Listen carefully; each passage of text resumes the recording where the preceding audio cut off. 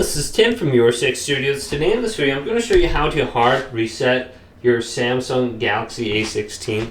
So what you want to do is swipe on down from the top right and go to power and completely power off your phone.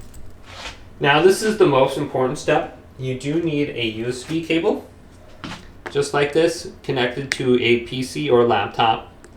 And I think you might be able to do it on other sources, like, I don't know, anything that connects with a USB and charges your phone. So it could be like a TV, a PlayStation, or something like that.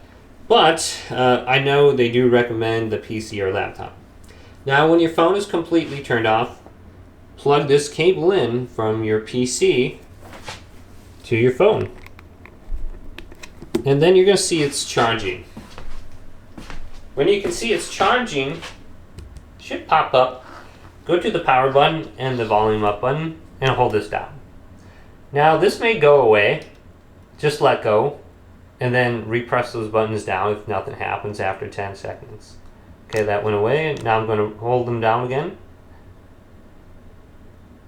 And you just have to press the volume up and the power button. Wait until you see Samsung. Then you could unplug this and we'll be brought to this screen. Now to hard reset it, go on down to wipe data and factory reset. Use the volume down key, press power. Then volume down, press power.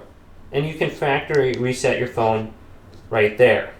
So if it's giving you issues, you're logged out or something like that and you can't sign in without a password, try factory resetting it. Hopefully this video did indeed help you out. If it did, leave a big thumbs up. And subscribe to my channel down below.